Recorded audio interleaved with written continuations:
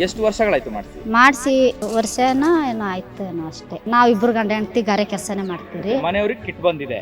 ಬಂದಿದೆ. ಮನೆಯವರಿಗೆ ಗಾರೆ ಸಾಮಾನ್ಯ ಏನೇನು ಕೆಲಸ ಮಾಡ್ತಾರ ಗಾರೆ ಸಾಮಾನ್ಯ ಅದೆಲ್ಲ ಕೊಟ್ಟವ್ರೆ. ಅಸಂಘಟಿತ ಕಾರ್ಮಿಕರ ಸಾಮಾಜಿಕ ಭದ್ರತೆ ಹಿನ್ನೆಲೆಯಲ್ಲಿ ಈಗಾಗಲೇ ಏನು ಕರ್ನಾಟಕ ಸರ್ಕಾರ ಮಹತ್ತರವಾದ ಕಾರ್ಯಕ್ರಮವನ್ನು ಕೂಡ ಹಮ್ಮಿಕೊಂಡಿರುವಂಥದ್ದು. ಈ ನಿಟ್ಟಿನಲ್ಲಿ ಈಗ ಕಾರ್ಮಿಕ ಸಚಿವರು ಸಂತೋಷ್ ಲಾಡ್ ಅವರು ಕೂಡ ಒಂದು ಹೆಜ್ಜೆ ಮುಂದೆ ಹೋಗಿ ಕಾರ್ಮಿಕರ ಒಂದು ಬದುಕಿಗೆ ಅನುಕೂಲ ಆಗಲಿ ಅನ್ನುವಂಥ ನಿಟ್ಟಿನಲ್ಲಿ ಮಹತ್ತರವಾದಂತಹ ಕಾರ್ಯಕ್ರಮವನ್ನು ಕೂಡ ಮಾಡಿರುವಂಥದ್ದು. ಅಂಬೇಡ್ಕರ್ ಕಾರ್ಮಿಕ ಸಹಾಯ ಹಸ್ತ ಯೋಜನೆ ಅಂದರೆ ಕಾರ್ಮಿಕರಿಗೆ ನೀಡುವಂತಹ ಸೌಲಭ್ಯಗಳು ಸೂಕ್ತ ಫಲಾನುಭವಿಗಳಿಗೆ ಸಿಗಬೇಕು ಅನ್ನುವಂತಹ ನಿಟ್ಟಿನಲ್ಲಿ ಈಗ ಏನು ಮಹತ್ತರವಾದಂತಹ ಕಾರ್ಯಕ್ರಮವನ್ನು ಕೂಡ ಮಾಡಿರುವಂಥದ್ದು. ನಾನೀಗ ಸದ್ಯ ಕಟ್ಟಡ ಕೆಲಸ ಮಾಡ್ತಿರುವಂಥ ಸ್ಥಳದಲ್ಲಿದ್ದೀನಿ. ಅಂದರೆ ಕಾರ್ಮಿಕರ ಕಾರ್ಡನ್ನು ಹೊಂದಿದಂತಹ ಮಹಿಳೆ ನನ್ನೊಂದಿಗಿದ್ದಾರೆ. ಅವ್ರನ್ನ ನಾನೀಗ ಮಾತಾಡಿಸ್ತಾ ಹೋಗ್ತಿದ್ದೀನಿ.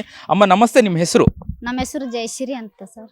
ಎಷ್ಟು ವರ್ಷಗಳಿಂದ ನೀವು ಕಟ್ಟಡ ಕಾರ್ಮಿಕರಿಗೆ ಕೆಲಸ ಮಾಡ್ತಾ ಇದ್ದೀರಾ? ನಾವು 20 ವರ್ಷ ಮೇಲೇನೆ ಐತೆ ಸರ್. ಓಕೆ, 20 ವರ್ಷದಿಂದ ಕೆಲಸ ಮಾಡ್ತಾ ಇದ್ದೀರಿ.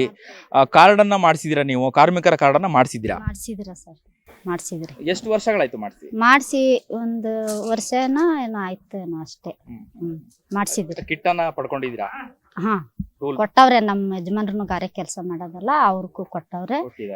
ನಮಗೂ ಅದೇ ಮಾಡ್ತಾ ಇದ್ದೀರಿ ಹಂಗೆ ಅಷ್ಟೇ. ಎಷ್ಟು ಅನುಕೂಲ ಆಗಿದೆ ನಿಮಗೆ? ಕಿಟ್ ಕಾರ್ಡನ್ನ ಮಾಡಿಸಿ ಕಿಟ್ಟನ್ನ ಪಡ್ಕೊಂಡಿದ್ರೆ ಎಷ್ಟು ಅನುಕೂಲ ಆಗಿದೆ? ಇನ್ನ ಸರ್ ಮಾಡಿಸಿದರೆ ಇನ್ನ ಏನು ಅನುಕೂಲ ಆಗಿಲ್ಲ ನಮ್ಗ. ಯಾಕಂದ್ರೆ ಇದು ನಾವು ಒಂದ್ ದಿವ್ಸಕ್ಕ 300-350 ಹಂಗ ಪೇಮೆಂಟ್ ಬರುತ್ತೆ ನಮ್ಗ. ಅದ್ರಾಗ ಅದೇ ಇಲ್ಲಿ ಬಂದು ತಗೊಂಡ್ ಬಂದು ಅದ್ರಾಗ ಮಕ್ಕಳು ಬೇರೆ ಓದ್ತಾರೆ, ಅಥವಾ ಏನೋ ಮನ್ಯಾಗ ಸಂಸಾರಕ್ಕೆ ಹಾಕದ, ಅಥವಾ ನಾವು ಹೊಟ್ಟೆ ತಿನ್ನದ. ಆಮೇಲೆ ಮಕ್ಕಳಿಗೇನೋ ಸ್ಕಾಲರ್ಶಿಪ್ ದುಡ್ಡು ಬರುತ್ತೆ ಅಂತ ಹೇಳಿದ್ರು, ಅದನ್ನು ಬಂದಿಲ್ಲ ಸರ್. ಅದ್ರಾಗೆ ಅದಕ್ಕೋಸ್ಕರ ಈಗ ಮನ್ಯಾಗ ನಮ್ಮ ಮನ್ಯಾಗ ಮಕ್ಕಳು ಏನೋ ಅಂತಾರ ಸರ್, ನಂಗೆ ಹೇಳಕ್ ಬರಲ್ಲ. SLC ಒಬ್ರು, ಅದು 13ನೇ ಅಂತಾರಲ್ಲ ಸರ್, ಅದು ಗೊತ್ತಾಗಲ್ಲ. ಅದು ಒಂದು 12ನೇ ಒಬ್ಬನು ಓದ್ತಾನೆ, ಒಬ್ಬ ಇನ್ನ ಮಗನು ಕೆಲ್ಸಾನೇ ಮಾಡ್ತಾನೆ ಸರ್, ದೊಡ್ಡ ಮಗ. ನಾವಿಬ್ರು ಗಂಡ ಹೆಂಡತಿ ಗಾರೆ ಕೆಲಸನೇ ಮಾಡ್ತೀವಿ. ಮನೆಯವ್ರಿಗೆ ಕಿಟ್ ಬಂದಿದೆ? ಬಂದಿದೆ. ಮನೆಯವರಿಗೆ ಗಾರೆ ಸಾಮಾನ್ಯ ಏನೇನ್ ಕೆಲಸ ಮಾಡ್ತಾರ ಗಾರೆ ಸಾಮಾನ್ಯ ಅದೆಲ್ಲ ಕೊಟ್ಟವ್ರೆ. ನಮ್ಗಂದ್ರೆ ಕಾರ್ಡ್ ಮಾಡಿಸಿದ್ರಿ, ಅದ್ರಲಿಂತ ನಮ್ಗೇನು ಇನ್ನ ಹೆಲ್ಪ್ ಆಗಿಲ್ಲ. ಯಾಕಂದ್ರೆ ಇವಾಗ ಇಲ್ಲಿ ಬೆಂಗಳೂರಿಗೆ ಬಂದು 20 ವರ್ಷ ಮ್ಯಾಲೆ ಆಯ್ತು ಗಾರೆ ಕೆಲಸನೇ ಮಾಡ್ತಾ ಇದ್ದೀರಿ. ಆಗೋ ಹಿಂಗ್ ಗುಡ್ಸಲ್ ಹಾಕೊಂಡೇ ಇದ್ದೀರಿ ಸರ್. ನಮಗೂ ಯಾವ್ದು ಗೌರ್ಮೆಂಟ್ ಕಡೆಯಿಂದ ಜಾಗನು ಯಾವ್ದು ಹೆಲ್ಪ್ ಆಗಿಲ್ಲ, ಏನು ಬಂದಿಲ್ಲ ಏನಿಲ್ಲ. ಮನ್ಯಾಗ ಹಿಂಗ ಇದೇ ಗುಡಿಸ್ನಲ್ಲಿ ನೀವು 20 ವರ್ಷ ಜೀವನ ಸಾಗಿಸ್ತಾ ಇದ್ದೀವಿ ಸರ್. ಇಲ್ಲೇ ಇದ್ದಿದ್ರಿ. ಅಲ್ಲಿ ಬೇರೆ ಕಡೆ ಒಂದ್ ಸ್ವಲ್ಪ ದಿವಸ ಇದ್ರಿ. ಇಲ್ಲಿ ಬಂದು 15-20 ವರ್ಷ ಆತ ಬಂತು ಇಲ್ಲಿ ಬಂದು. ಅದಕ್ಕೆ ಈಗ ನೋಡ್ರಿ ಇಷ್ಟು ನಮಗ್ ಸಂಬಳ ಹಿಂಗ ಕೊಡ್ತಾರೆ. ಅಷ್ಟ್ರದಾಗೆ ಈಗ ನೀವು ಕಾರ್ಮಿಕರ ಕಾರ್ಡ್ ಮಾಡಿಸಿದಿರಾ, ಕುಟುಂಬದಲ್ಲಿ ಅಂದ್ರೆ ನಿಮ್ಮ ಯಜಮಾನರಿಗೆ ಗಂಡನಿಗೆ ಕಿಟ್ ಅನ್ನು ಕೊಟ್ಟಿದ್ದಾರೆ ಅಲ್ವಾ?